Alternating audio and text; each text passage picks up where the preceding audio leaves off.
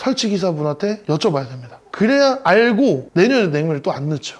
냉매는 한번 넣으면 뭐라고요? 대표님 혹시 에어컨 괴담이라고 알고 계세요? 에어컨 괴담이요? 네. 괴담이면 좀 무서운 거 아니에요? 저는 7, 8월이 가장 무서워요. 아니, 이게 소비자분들이나 이제 주변 지인분들이 7, 8월 되면은 뭐 돈 버는 게 아니에요. 이게 그간 가을, 겨울, 봄에 설치했던 게 7, 8월에 AS가 다 터지니까 사람이 실수는 할 수 있잖아요. 저는 7, 8월이 제일 무서워요. 그런 괴담 말씀하시는 건가요? 아니 그건 아니고 제가 뉴스를 봤는데 네. 냉매는 에어컨 기사의 월급이다라는 말이 있더라고요. 이거에 대해서 알고 계신지.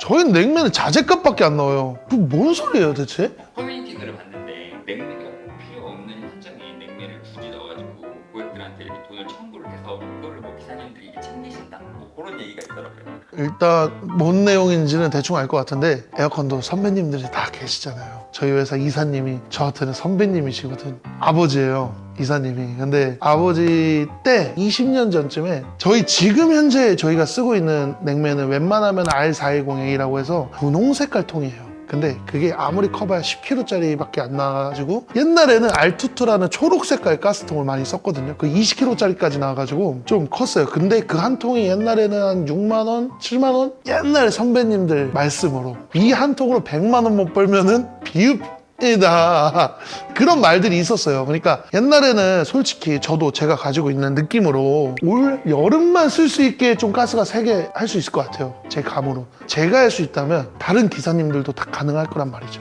옛날에는 에어컨에 대한 기술 정보가 좀 부족하고 커뮤니티 활성화가 많이 안 되어 있다 보니까 소비자들은 가스는 언제쯤 충전을 해야 됩니까? 막 이런 질문들이 아직도 조금 날라와요. 근데 가스는 철거할 때까지 쓰는 겁니다. 한번 철거할 때까지 쓰는 거기 때문에 반영구라고 하면 맞죠? 완전 영구적인 건 아니니까. 근데 이게 소모성이 아니라는 거예요. 기름이 떨어지듯 기름을 채우다 이런 느낌이 아니에요. 한 번 넣으면 그 냉매는 철거할 때까지 씁니다.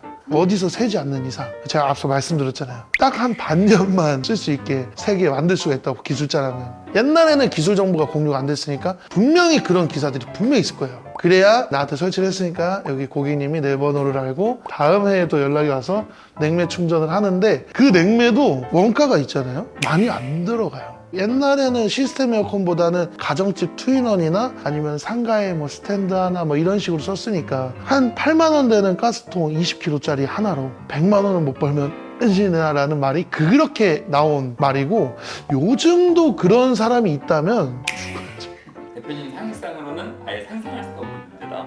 그쵸. 이제 어느 정도 주입하고 비용을 좀 청구하는 게 당연한 건데 자기가 이렇게 또 세게 만들어 놓고 들어가서 또 칙칙하고 몰라요. 소비자들은 보면 우리가 칙칙 소리만 들으면 아 냉면 넣는 거구나, 부족했구나, 좀 부족하네요, 좀 넣을게요. 이게 얼마나 들어가는지도 모르고 몇 그램 넣는지도 모르고. 그러면 혹시나 소비자들이 이런 피해를 안 받으려면 알아볼 수 있는 방법이 있을까요?